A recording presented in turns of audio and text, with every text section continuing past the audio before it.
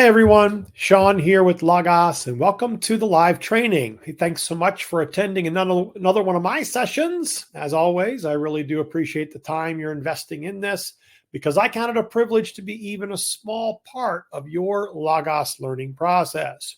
I have about 28 years of pastoral experience and I've used Logos extensively for preaching, teaching, Bible study, seminary classes, and more. So I'm just here to help you learn what I have learned.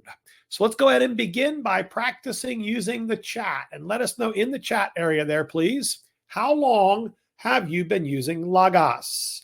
If you are brand new to the webinar format, you should be able to find a little box there that says type your message here with a send button. And when you respond there, that'll let me know you're hearing me and things are going smoothly, basically on your end. Plus, you might want to use chat during the webinar. So please let us know there in the chat, how long have you been using Logos? Today, we're going to talk about how you can refine your search with collections. And so you've got to probably have a large library in Logos, but sometimes you just want to kind of isolate certain books for certain searches. So like maybe you want to find things in just your commentaries or just your lexicons or just your systematic theologies, or maybe you want to find things in, just a book by, John Stott or F.F. Bruce or Martin Luther. Maybe you want to find, books that are, New Testament books or Old Testament books or whatever. Books that are in your class or books that you're using for a research paper or whatever the case. And so you want to be able to narrow things down and create what's called collections of books so that when you search, you just choose those collections and look through those. So we want to make sure you know today how to take advantage of Logos collections. Now, as we get started here, let's make the most of this time. I'm going to give you about 40 minutes of content along with about 10 to 15 minutes of question and answer. So if you have a question during the webinar, please don't hesitate to ask it. Just don't put it in chat. Switch over to Q&A next to it. Put your question there, and then it will be ready for me at the end. And then please stick around for our Q&A time. Also, you will get a full recording of the webinar, so watch for an email within a few hours with the link to that. And if you don't get it by tomorrow, please email me, and I'll make sure you do get it. My email address is there in the light blue note on your end. Notice it, sean.grubb@logos.com. Plus, you notice there that if you want to check out my other webinars, you can visit logos.com/Sean Grubb for my current schedule. And finally, please do me the honor of filling out the survey for this webinar. That's going to be your way to help me serve you better in the future, and it's only going to take you a minute or less. But your feedback is always valuable to me and my entire team. In fact, every time you give us a positive survey response, you are supporting our webinar agenda. So please help us to continue to do this for you, okay? All right, well, today I'm going to show you how to create collections, and that's where we're going to spend the bulk of our time. I'll also show you how to search collections and export collections because you're going to want to be able to use them and then also maybe create a bibliography and more. So we'll show you all of that today. We've got a lot to cover, so I'm going to go ahead and switch over to my Logos here and go ahead and dive in. Let me make sure you can see what I can see first. Looks like we're good to go. And here I am logged into my desktop Logos. You can use Logos on desktop, web, and mobile. You can do unlimited installations, and you can use your one account anywhere and everywhere with all of your content, resources, and more syncing across the platforms. But you will notice significant differences between desktop, web, and especially mobile. So if you're following along with me later on another platform like mobile, you will see a lot of differences, and that's likely why. Now notice my dashboard is showing. I'm going to go ahead on my desktop here and navigate to the main toolbar on the left-hand side and click off my dashboard so I can draw your attention to this main toolbar. Notice you can see the labels, but I'm going to go ahead and navigate to the bottom left-hand corner and collapse it because I want to get a little bit more room to work. Now, before I go any further, I want to make sure you know I am using Logos Max with full features and a very robust library, which means if you see any differences between your Logos and mine, it might be because you're on an out-of-date version or a lower level, or maybe you just don't have certain resources that I have. That's to be expected. Don't be alarmed by that. It probably won't happen much today, but if you see differences, keep in mind that might be why. Stick around, though, either way, because you will be able to learn from all of this, and I'm going to make sure you also know a way to upgrade at the end of the webinar so you can get the best Logos ever at the best price for you. So I would encourage you to stick around for that, okay? All right, so we're going to create collections, and to do so, we are going to go to the collections tool. Now, collections are user-created. So they do live in the user-created spot right here. This is the menu for documents and other user-created content. So you can go here and find them and start them, but keep in mind that the collections are also a tool. They're created by a tool that you can find in the tools menu. So what I recommend is go right here to the tools menu, click to expand it, and then in the search bar, type in COLL, and it should narrow it down to collections. Now, this is not a tool that you're going to use all the time when you go into Logos, but you're going to want to know where it lives, and you're going to want to use it to create collections. And then as you're using Logos, you'll probably use those collections. You'll update collections on occasion here and there, but it's not the kind of thing that you're going to use every single day in Logos likely, but still handy to know and want to know where it lives. So again, just go to the tools menu, type in COLL, right here's collections. I'm going to click to go ahead and open it. Now, it's important to know that when you open the collections tool, it's kind of like it's automatically saving. So notice that in the name here, I've got an unnamed collection. But a lot of times what will happen is you will maybe play around with this and you won't name the collection, and you'll have unnamed collection, an unnamed collection 2, an unnamed collection 3.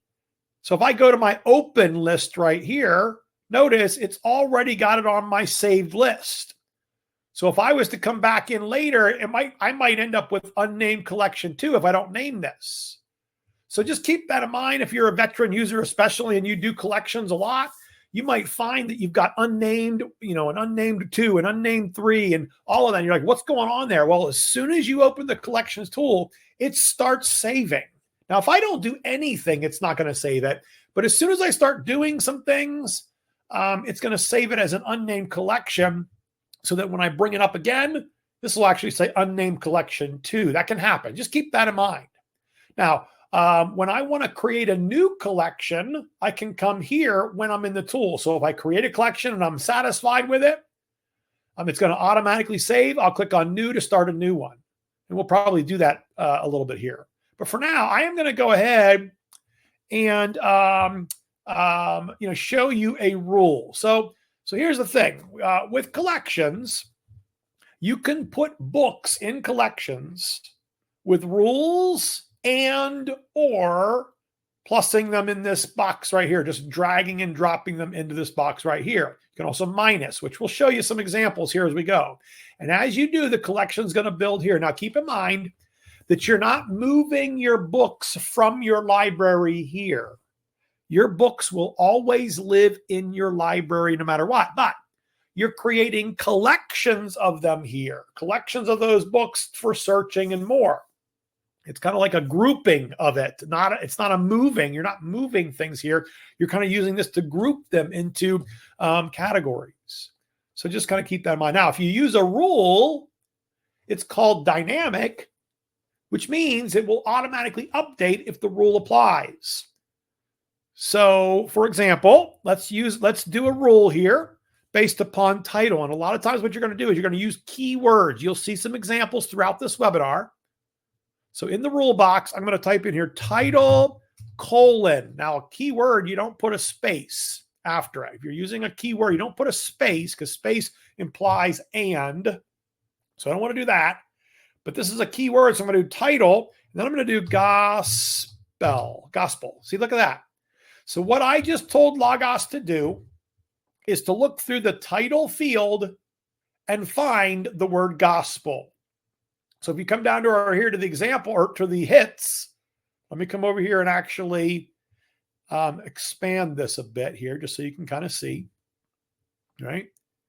If you look down through this title, I've got 566 books that have the word gospel or some form of it in the title field. That's what I did there, okay? And this is a sort of spreadsheet down here. This is a spreadsheet of the results with columns. This works just like the spreadsheet in our library. In fact, the rules for searching work just like our library. So if you learn how to find things in your library, you'll learn how to find things in collections. Notice I can change the view over here. I don't recommend it, but you could go to a cover or tile. I think the best view is the details view because you get these columns. You can even right-click to add additional columns of information, and it just kind of helps you to kind of see what you're working with here. But again, I told Logos, look through the title field, find the word gospel. So I've got all kinds of titles here. And even if you expand, if you don't see, a lot of these are going to have the word gospel. All of them are going to have the word gospel in the title. Now, that's not a great rule, but it is a rule. And here's the thing. If I buy a book in Logos, it'll automatically download. And if it has the word gospel in the title, it's going to automatically go into this collection. So I'm going to come up here and name this. So I'm going to call it my gospel collection. Space. And there we go. Okay. Gospel collection. If I come up here to the open list, notice my unnamed list or collection switched to gospel collection right there. Okay. So that's an example of a rule. Now, I would recommend that you start building collections based upon two categories that are easy to use, that make sense, and they're actually very useful long term. The first keyword or a category would be author. So a lot of times you're going to want to see all your books by a particular author, and you might even want to search all your books by a particular author. So I'm going to come up here to the new button right here, and I'm going to put a rule in here starting with the keyword author, right? And I want to find all of my books by F.F. Bruce. He's one of my favorite commentator writers. So I'm just going to put in, watch this, Bruce. Okay. And so that brings me 107 books. What I told Logos to do is look through the author category, the author field, and find BRUCE. And look, here it found Bruce there.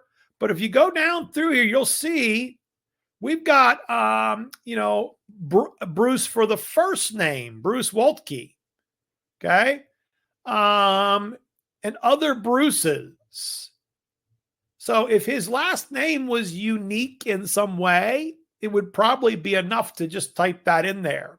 But because that word, that word Bruce or that term Bruce is common in other names, I've got to get a little bit more precise.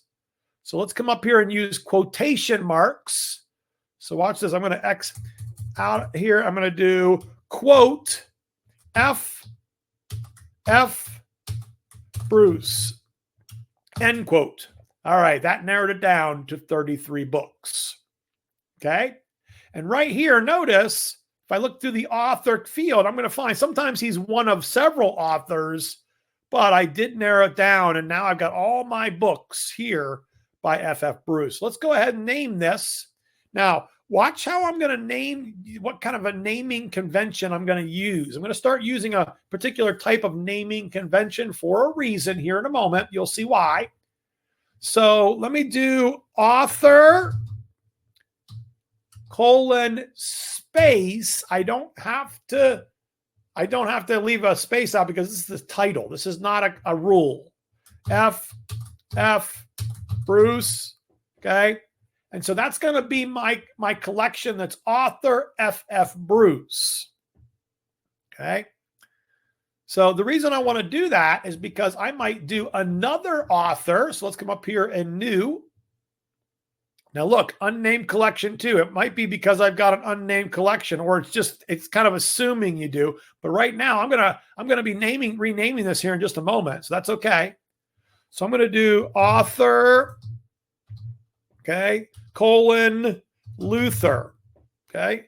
And I want Martin Luther, but it's looking through the author category here, the author field, and I'm getting a lot of other. I'm even getting, Wisconsin Evangelical Lutheran Synod for author there. Okay, so that's not really what I want, is it? So let's go and create quotes here, quote, and we'll do Martin. Let's just go ahead and put in there Martin. Why is my caps lock, my shift not working there? Okay, there we go. Martin Luther quote, and there we go.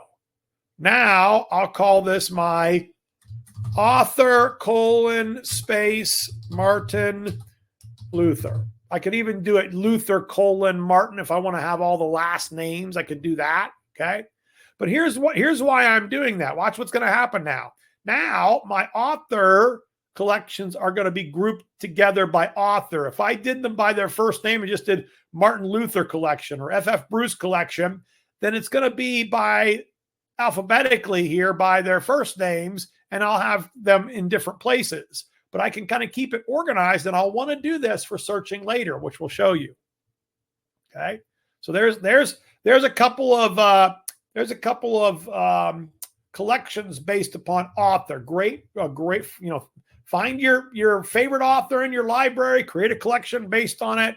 Great way to get started with collections. All right, now let's do type. Type, not only author, but type. So I'm going to come up here to new. I'm going to come to the rule here and put the keyword type colon in.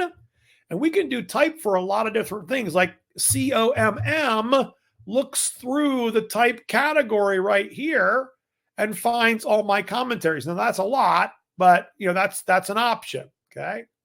Or I can clear that out. Okay. And I can do theology just with that much right there. See that theology? So now I've got the type field finding my systematic and biblical theologies. All right. Now, what I could do is I could do quote biblical. Let's see here. Biblical theology. End quote. And now I'm just finding my biblical theologies. In fact, let's go ahead and save that. That's a great one to save. I don't think I created that one yet. Let's see here. Yep, I've got theology systematic, but now I've got theology colon biblical. Okay. There we go. And I got it. I think I got it right now. Okay. Now look under here, under my list. I've got theology biblical, theology systematic. And the theologies are together by how I'm using that naming convention. And that's what the type field there, the type keyword. I'll come up here to new.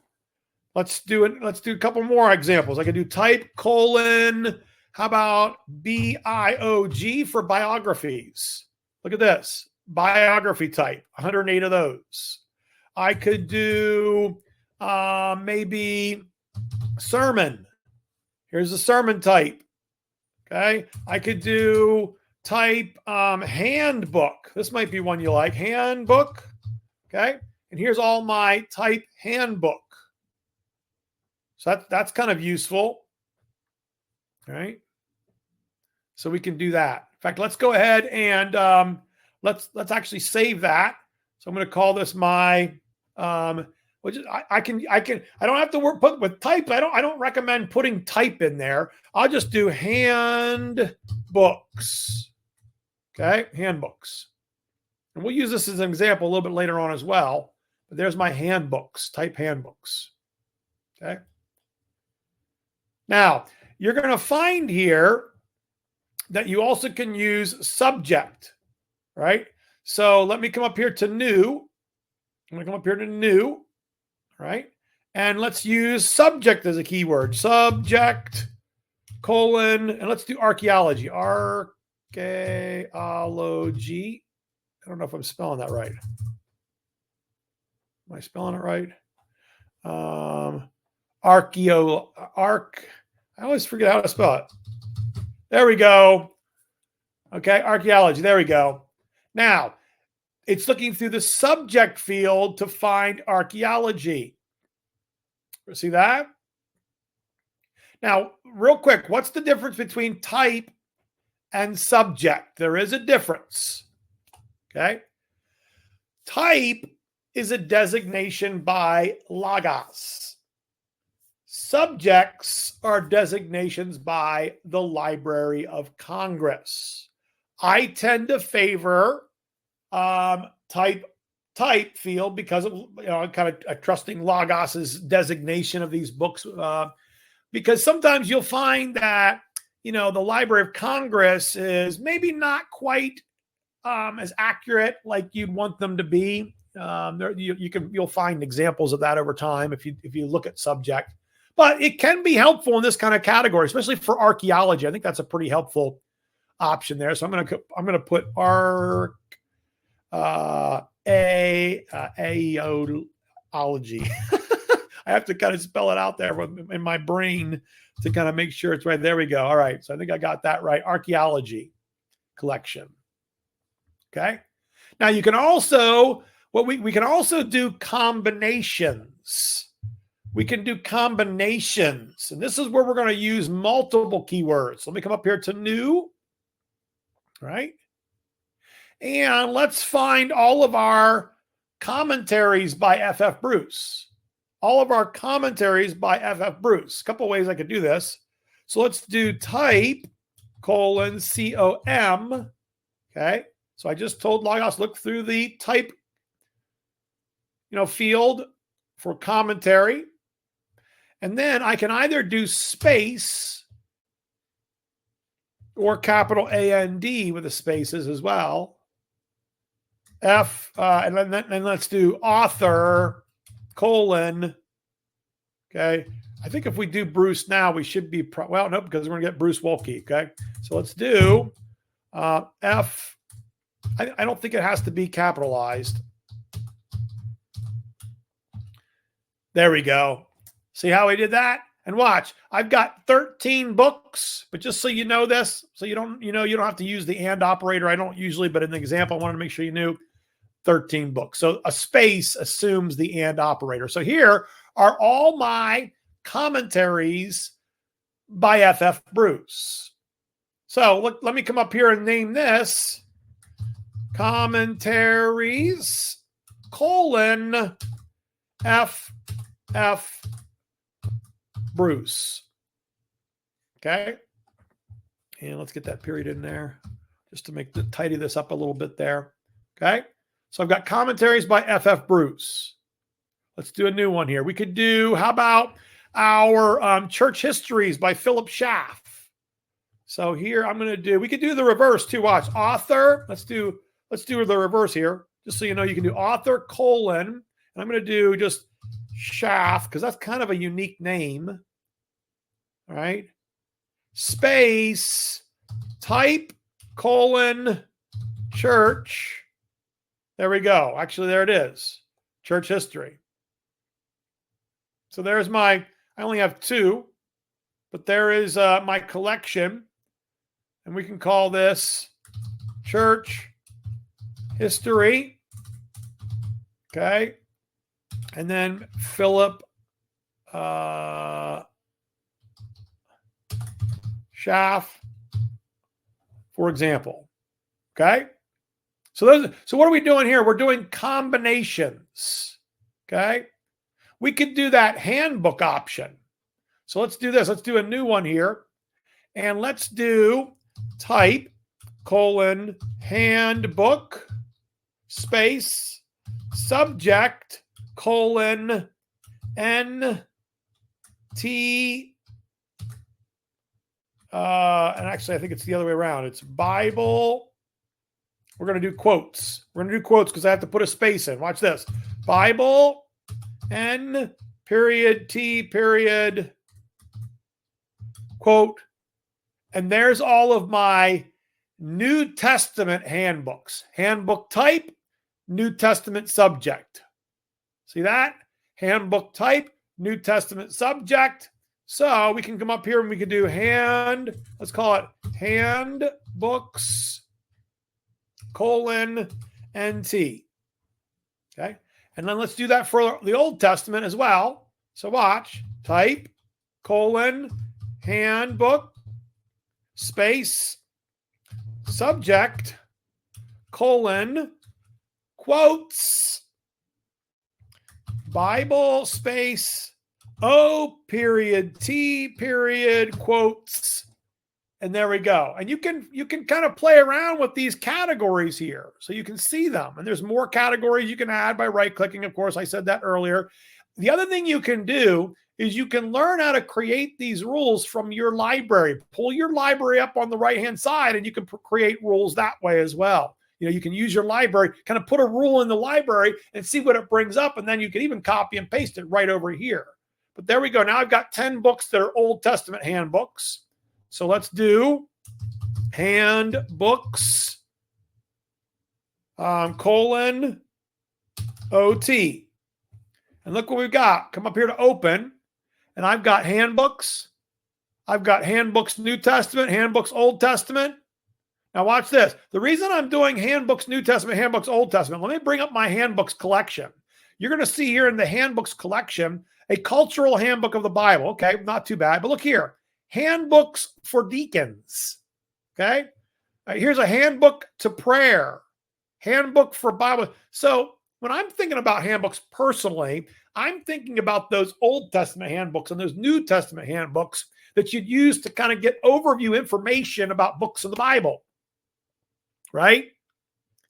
So that's why I created a New Testament one and an Old Testament one. Now, what if you want them together? Well, here's a little trick. Here's a little power user trick. You can actually drag and drop books in this plus area here, but you can also do it with collections.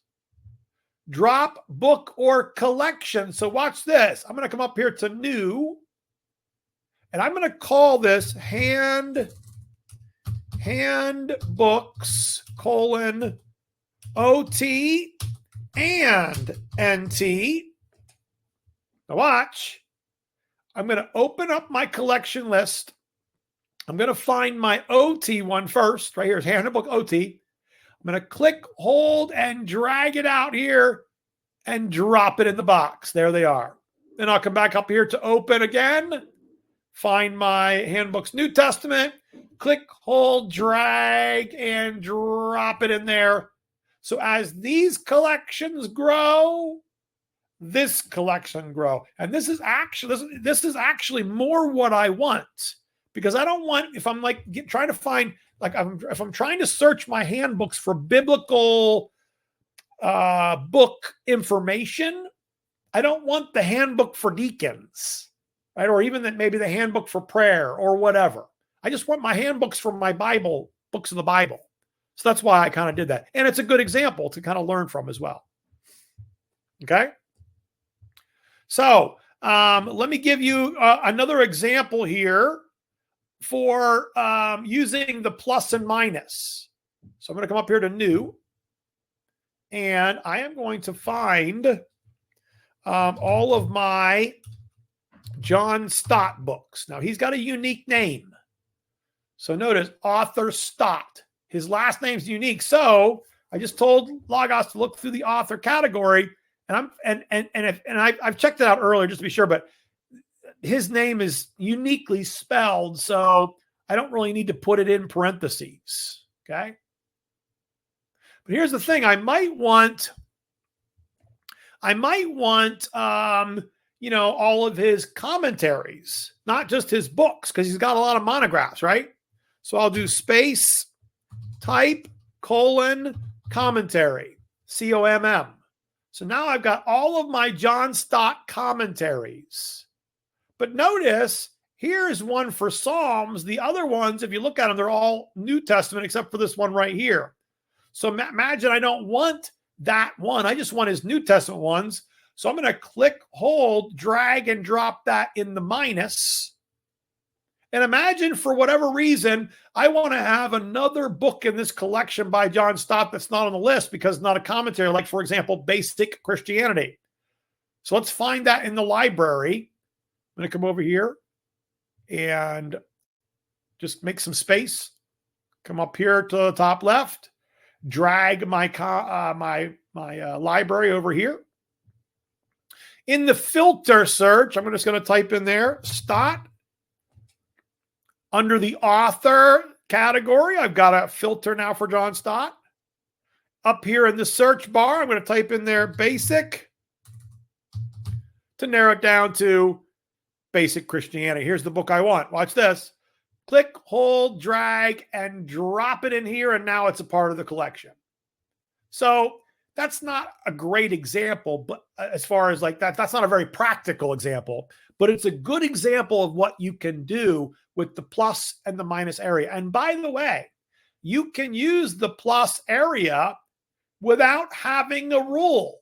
Why might you do that? Well, I'll tell you why. I'm taking some seminary classes, and I might have, 3 or 4 or 5 different textbooks that are a part of each class. Or when I'm writing a paper, I might have 4 or 5 different books that I might be using. And there's no rule that applies to those 4 or 5 books. So I'll just bring them up in my library, drag and drop them in here. And now I've got a collection of the books for my class, even though there's no rule that applies. I don't have to have a rule. Or I have a collection of books for my paper that I'm writing that I want to be able to search in. But I don't have a rule that applies to all those books. I can just drag and drop. And if it's only 4 or 5 or even up to 10, really, it's not that hard to drag and drop books in here and create a collection. Now, keep in mind that the disadvantage of that collection is it will not automatically update because there's no rule. It's just going to be static with those books. That's okay, especially like if it's a class or a paper. No big deal. But just something to kind of keep in mind there. That's how you can use the plus and minus area. Okay? Let me give you one more example of a type here, of a combination. So I am going to use type colon com space title, okay, title colon Ephesians. Now, what do you think that's giving me? That's giving me all of my commentaries that have the word Ephesians in the title. That's how I might find all my Ephesians commentaries right there. But I can go even further and do author colon Bruce. And there's all of my commentaries on the book of Ephesians by F.F. Bruce. As you can see here, he's written the first one of the editions of the NIC. Here's another edition of NIC, but here's a couple of other different commentaries, and he's written those as well. So let's say we want to do commentaries. Okay. Maybe Ephesians, colon, and maybe F. Bruce, something like that. Again, so that what's happening here is all of my author books or collections are being grouped together. All of my commentary collections are being grouped together. All of my handbook collections are being grouped together. All of my theology are all being grouped together. Why is that so important? Well, here's why. Let's talk secondly, I guess, about searching these collections, all right? So watch this. Come up here to the search tool. I am going to drag it to the left-hand side. We're going to do a book search right here. And I'm going to do a smart search. But I can narrow it down with the blue option here. I'm going to click on that. I just want to show you your books first. This is going to be your whole library. And I can put a natural language search in here like, who wrote the book of James? Well, you're like, well, it was James, of course, right? Okay, well, yes, but what James? So maybe I want some help from my library on learning what James actually wrote the book of James. I put natural language in, get lots of results, and that's great. But maybe I just want to ask my New Testament handbooks. I created that collection. So I'm going to come up here to your books, click on the blue hyperlink, come down here to collections. As you can see, scroll down, and here is, let's find it. Here's Handbooks New Testament. Click on that, click back in the search, hit enter, and it's going to rerun the search, but now it's only looking through my New Testament handbooks. That's a pretty handy search. I use this all the time when I'm doing smart search in my books for things. I'll use various collections that will allow me to kind of really hone in on what I'm looking for there. For some reason, my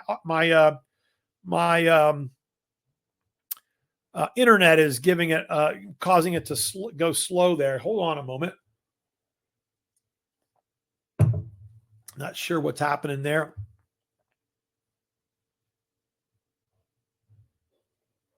I'm just going to, yeah, so my,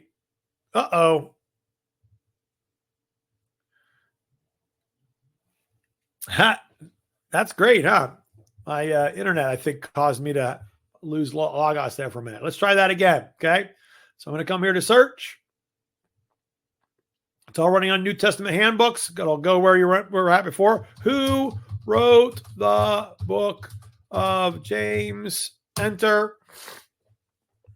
There we go. I think it was a little glitch, little hiccup in my internet there, because this is AI assisted. And now the authorship of the book of James in the New Testament is not definitively addressed in the provided articles and so forth. Okay. But notice it's looking through my handbooks. All right. And you can read more information. Here's a synopsis, which is an AI assisted summary of your first hits. And then you can even do summarization of the hits, so you don't have to go into the articles and read them without knowing if it's going to be the right thing. So I do a whole webinar on smart search, but the whole point of this this webinar is to make sure you know how to create collections, so that when you use search, that you can hone in on your various collections that you build. Let's do this. Let's find. Let me do author Spurgeon. So this is a collection we didn't create today, but it's a collection I created, right? Author Spurgeon. And let's do this. How should we view suffering? Enter. So I just asked, how should we view suffering from just my Spurgeon collection? It's a collection of all the books in my library that have that he's authored. In fact, I can come over here to my documents right here, and I can come here to type book collection, and then I could scroll down if I don't have too many. In this account, I don't. Right here's my author Spurgeon collection. I'm going to click, hold, and drag and drop that over here. And you can see it's actually 38 books with things that Spurgeon wrote. And I'm asking this question of resources that only Spurgeon wrote. So I'm getting my answer, in essence, from Spurgeon. So a great option there for that. Now, here's the thing. Finally, when you use collections, you're likely going to want to maybe save them as a bibliography. That is, export them in some way. So watch this. I'm going to come over here to my documents menu, and I've already got it filtered to type collection. So what's showing our collections? Let me come here to that. Let's do the Old Testament handbooks. So I'm going to click on Old Testament handbooks. And I can go up here to the top, 3-dot panel menu right here, and choose to print export this collection. When I do that, it's going to open it up in the print export window, where I can print it as is. Right here I can print, or I can even export it as is. Right here is where I can export various options. I can come up here and choose bibliography only at this point, and even choose the style that I want it to go into, and make sure that it's the way that I want it there. That's for printing or exporting without saving. Printing or exporting without saving in Logos. but I can also save it in Logos by going to the 3-dot panel menu and doing save as a bibliography. And then that's going to save it as a bibliography in Logos where I can do the same sort of things with it. Okay? All right, well, that's what I wanted to show you. Now, I want to get to the questions here. If you did not ask your question yet, you're going to want to submit that soon because we are coming to an end. And please feel free to ask any question. I'll help out with whatever it might be, even if it's off topic. But before I check out the questions, notice this question mark right here in the program. If you click on this, this is going to open up the launch pad for the brand new Logos subscription package help center, where you can do an AI-assisted search for all things Logos support, whether online or built in. There's even some selections you can make here. So the next time you need help, you can start right here. Also, please don't forget to fill out that survey before you leave. That's going to be your way to help me serve you better in the future. And every time you give us a positive survey response, you are supporting our webinar agenda. So please help us to continue to do this for you. Now, I'm going to give you a moment to go ahead and open that while I grab a quick drink. And then we'll be back to see if there's any questions that came in. Hold on one moment, please.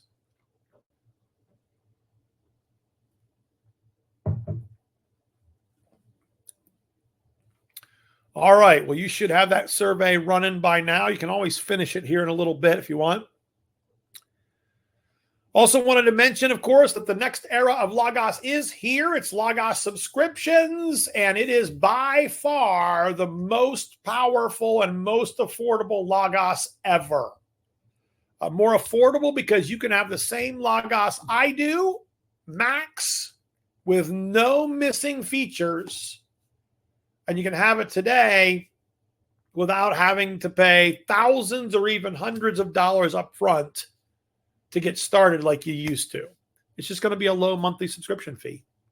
And it's more powerful than ever before for a lot of reasons, but especially smart search. In fact, in my opinion, the new smart search for Bible, books, all that is worth the subscription alone, but there's more features than just those.